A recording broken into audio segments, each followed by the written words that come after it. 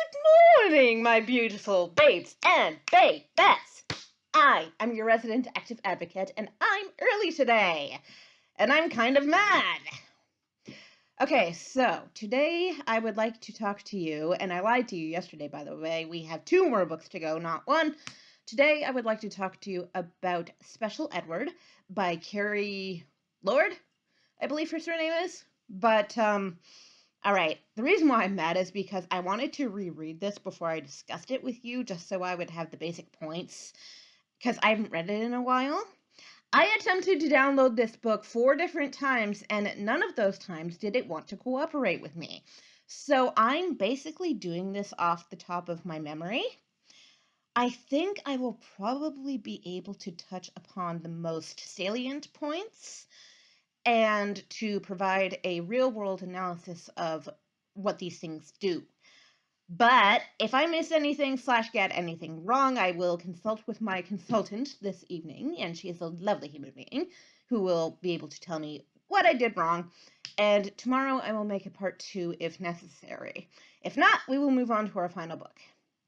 Okay, so Special Edward is about a boy who decides to pretend that he has a learning disability because he sees people in his classes who do actually have real learning disabilities, and he's like, oh, they get off so easy, they don't have to do any work, they get special help, they get special treatment, and I'm lazy, quite frankly, so that's what I would like to have.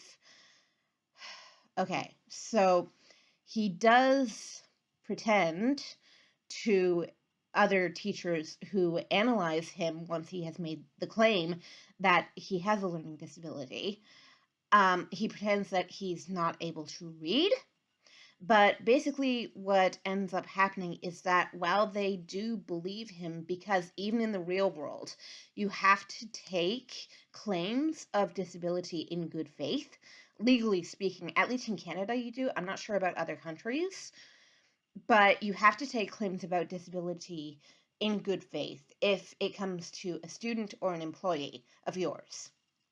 So Edward claims that he has a learning disability, but what actually ends up happening is that, spoiler, he does have a real learning disability. It's got nothing to do with his ability to read. It's something else. I can't remember what, so we are probably going to be making a part 2 tomorrow. But the main narrative presented in this book is the idea of being able to fake a disability. In the real world, when it comes to doing this, I have several issues, as you might imagine, with this kind of mindset that people have that say that people with disabilities get an easier life, we get special treatment, we get handed things on a silver platter because we are incapable of doing things for ourselves, quotation marks. And bit of a head toss on that one because I really, really don't like that mindset. I have not been accused to my face of faking a disability because look into my eyes and you will see. You cannot look into my eyes. Or at least not very easily, and especially this one. I'm completely blind in my left eye.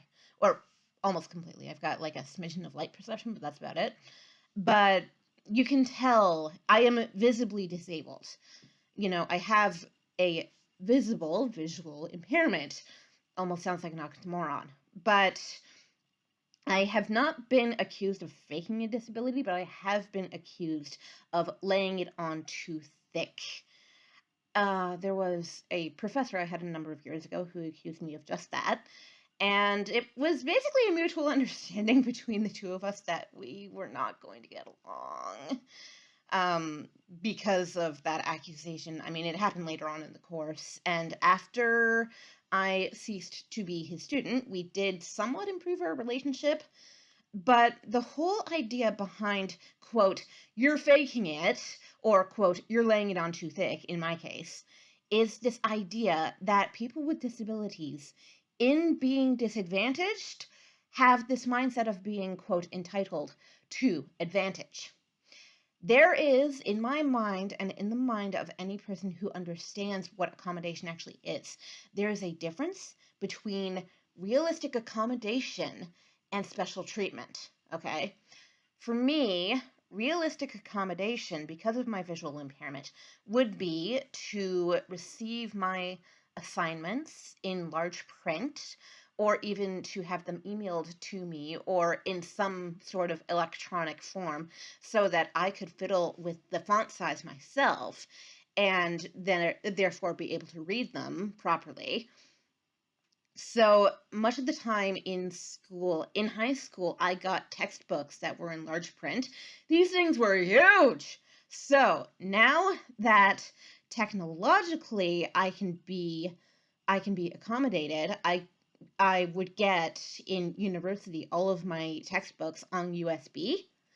And that was supremely useful because, as I say, I could fiddle with the font size. However, what I failed to realize in the earlier years of university was that because of my vision, I am still wearing out my eyes, and yes, both eyes, not just one. I may not be able to see out of my left eye, but when I am this close to the screen, reading off of the screen, the light that my left eye is able to pick up on is still straining it. And the fact that I'm straining my right eye, you can't really strain one eye without straining the other. Try it for yourself. But when it came to later accommodations, I got a program called Kurzweil, which will read out loud to you the what you have on the screen. And so I would pull my textbooks up on the screen. And when I did not have to lean in and physically strain my eyes, I could read, for one thing, I could read much, much faster because my ears are much better than my eyes. It is a common misconception that people with visual impairment intrinsically have better hearing. We don't. We just pay more attention to what we hear. And we pay more attention to our other senses in general.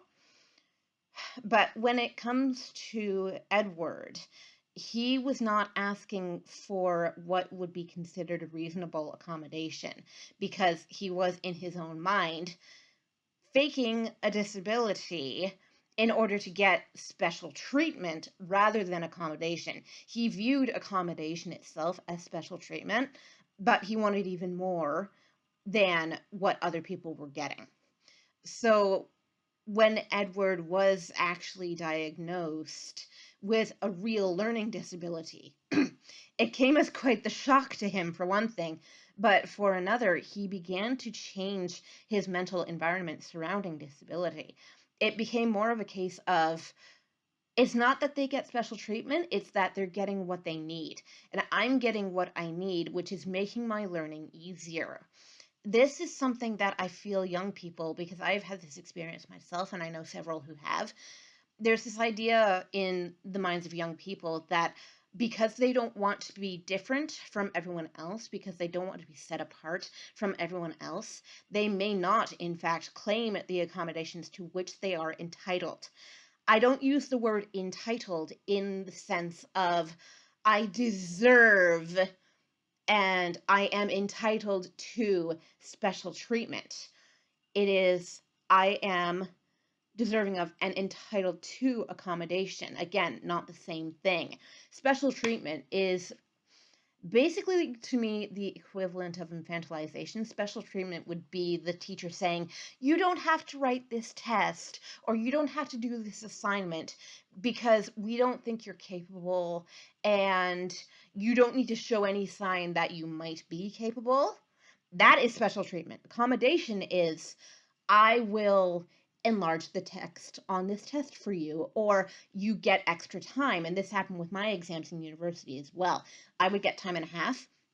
So basically, if it were a 2-hour written exam, I would get 3 hours and I would also be allowed to type it rather than write it by hand. So that made things for me much easier. Accommodation is designed to, quote, level the playing field. Because people with disabilities, due to our marginalization throughout much of history, many of our needs are still not fully understood. But for those that are, accommodation is available to level the playing field and to ensure that we are capable of reaching our full potential, both in education and in the workplace. This is especially relevant when it comes to the workplace as well, because, that's where you're going to be contributing to society more so than as a student. That's where you're going to be making your money. So it's very important that you have the resources available to you that you need to be able to properly execute your job. That's very important. All right. So basically, to sum this whole diatribe up, I just want to reiterate there is a difference between special treatment and accommodation. They're not the same thing. All right. And for anyone who doesn't understand the difference, I can't blame you. There is a difference, though, between ignorance and stupidity. Ignorance is not knowing, stupidity is not wanting to know. So, for those of you who are ignorant of the idea of accommodation and how it differs from special treatment, I encourage you not only to read this book, but I encourage you also to do secondary research on what is available to people with disabilities of both physical and intellectual and emotional and social strata. When it came to Edward, it was an intellectual disability, but a lot of people like me with physical disabilities, I don't have an intellectual one, but I still needed various accommodations to help me out with my vision throughout school. And that began in elementary school, but the techniques back in the 90s and early 2000s were kind of rudimentary. Like I say, large print textbooks. Bricks! There's these giant bricks. Whereas now you can get your entire library of textbooks on a USB that you can stick in the back of your computer. It's a beautiful thing. All right, so if it interests you, look into the different kinds of accommodations that are available to people with disabilities and understand that they exist to level the playing field, because in the past we have been both socially and physically disadvantaged because of people's attitudes towards the whole idea of, you're just looking for special treatment, right? You can see the quotation marks around all of that. So that is my analysis of Special Edward, and as I say, I may be required to do a part 2 tomorrow because the book didn't want to download for me, and that made me angry. But hopefully I touched on the most important ideas in the book and how they translate to real life and how they would operate in real life as well. So, I will see you all tomorrow, either for part 2 of Special Edward or for our actual final book. And I know what it is! I actually know what it is! But I still have a list. And it's at the very bottom of the list. And it's very pretty. I like this next one. Alright, so I will see y'all tomorrow. Have a lovely, wonderful day. And out the window, let it snow. Mwah!